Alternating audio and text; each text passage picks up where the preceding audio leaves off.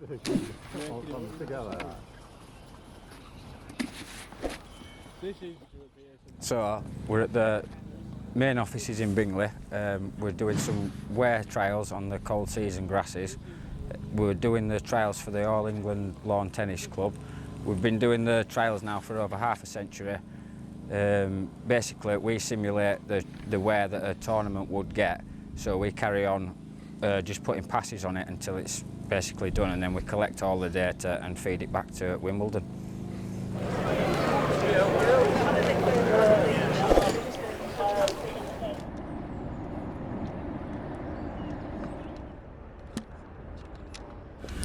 So we're just down in Nottingham at the Rothesay Open carrying out court testing in the run-up to Wimbledon. So basically this is a Clegg hammer, and it basically just measures the impact on the soil or surface hardness, so it is. So as the week progresses, the courts will generally get harder.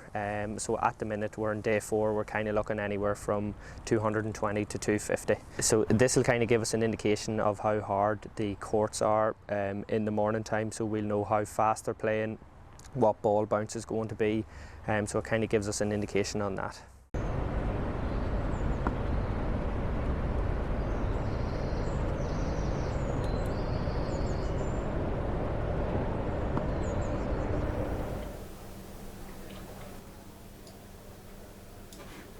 So now we're back in the office, uploading the data onto the data update sheet, which I then send to the head groundsman here at Nottingham. The reason we do this is so that Ryan, the head groundsman, can get a historical data of if he puts a certain amount of moisture down, water down, how that affects the hardness of the courts, and he can get a big visual update of how his courts are, how they're all looking for hardness, moisture, NDVI, ball bounce and grass cover. Preparation's gone really well. March, April we was struggling, constant rain, couldn't get on the courts, but then the weather turned in our favour and we was able to enforce all the maintenance that we needed. We spoke to Andy on Tuesday after his match. He said the courts was playing like second week of Wimbledon, which says hard, fast and exactly what he needs in his preparation. So 2-time Wimbledon champion says something like that, you take that as a big compliment.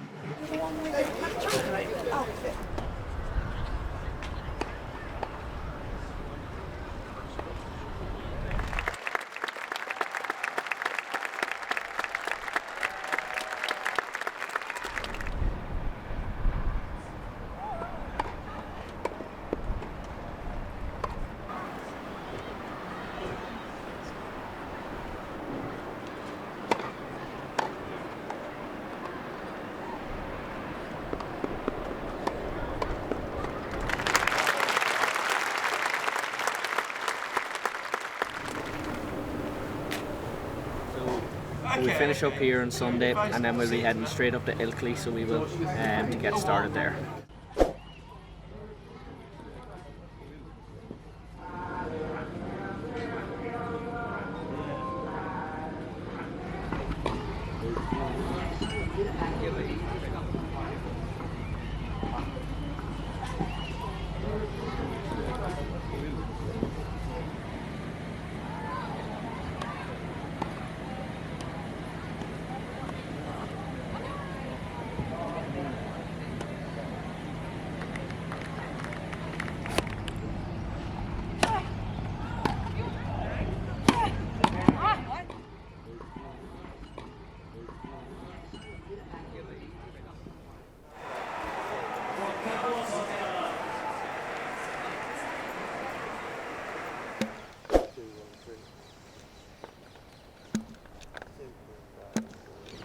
So we're measuring the surface hardness along the service lines of both the north and south side of the court. This is just to ensure the courts aren't firming up too quickly. We feed this data back every day to the ground staff, and this can influence the watering decisions on a night. So if courts are firming up too quick, might put a bit of extra water on. But it also helps them identify the lower spots in the court, so they might hold off on the water on that as well.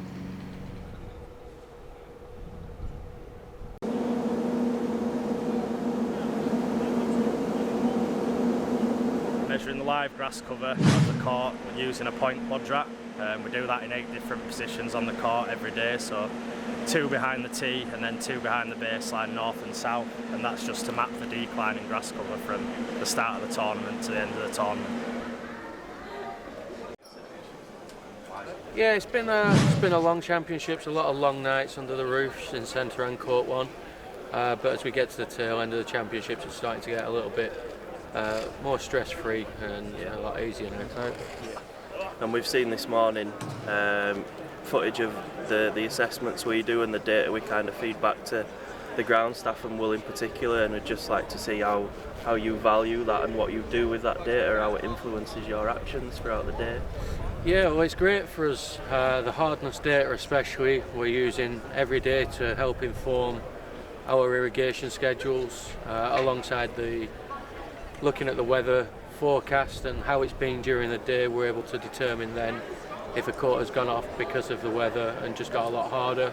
We're able to put more water on, and then we're able to see the direct influence of that the following day again when you guys are redoing the hardness testing, so that we try and keep a consistent steady growth throughout the championships, but try and keep it from really shooting off. And then the rest of the data that you guys are collecting, chlorophyll index and live grass count, that all goes into a post-championships report, which we can then present to committee. But we're also able to pull that during the tournament if we have any complaints from players, particularly losing players, just to help say that actually these courts are all comparable and there's no difference. And it's the independent research and data that you guys give us that are able to back that up.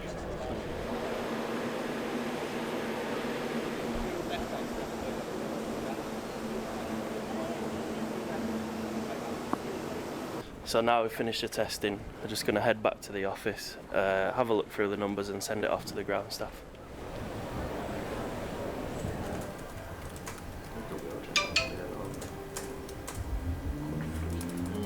Right, we've finished for today. We've got 3 days left, day 12, day 13, day 14. We're carrying out the same assessments all the way through to the end.